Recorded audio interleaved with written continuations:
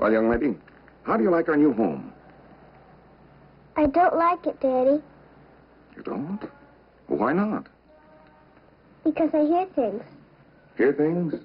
What kinds of things? Things about Mrs. Bannister. Oh, who's Mrs. Bannister? This is Mrs. Bannister. Well, so you've named your new doll. Yes. How do you do, Mrs. Bannister? It's a pleasure to make your acquaintance. Say, how do you do? I think I'll invite Mrs. Bannister to a tea party in the living room. Yes, you do that.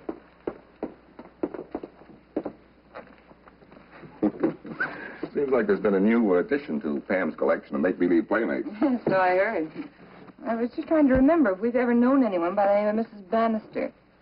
Seems such an unlikely name for a child to pick out. You ought to know by now that your daughter's imagination is capable of almost anything. Yeah. Look out, Daddy. You're stepping on Sweetie Pie's tail. Oh, I'm sorry, Pam. Poor Sweetie Pie. Did Daddy hurt you? Come here. Sit down. Sweetie Pie may have been invisible to Ginny and me, but to Pam, he was just as real as the chair she was sitting on.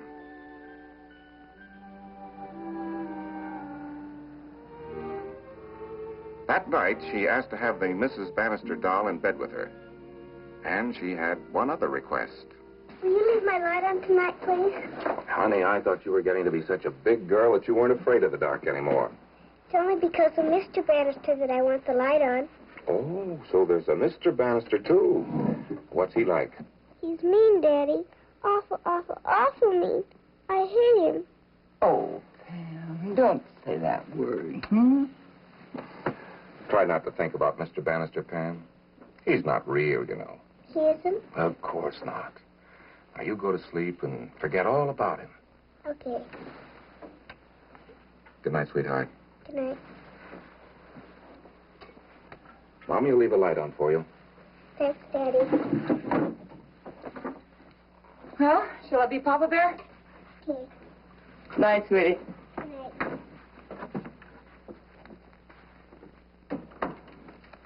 You know, I guess moving from the old apartment upset her more than I realized. I wish I could be sure that's all that's bothering her. What do you mean? I don't know. I can't put my finger on it exactly, but... Well, the 4 days that we've been here, she seems to have changed somehow. Mm-hmm. Yeah, well, you know how active she usually is. Well, now there are hours on end where she just sits out on that terrace, hardly moving. She's... I don't know, she seems sort of listless. Honey, it's probably just that fertile imagination of hers working overtime. Well, that's another thing. What? Now, always before, these imaginary characters of hers have given her a lot of fun, but not now. Look, Mrs. Worrybottom. Yeah? When I was a kid, I used to dream of Indians that have us tied to the stake.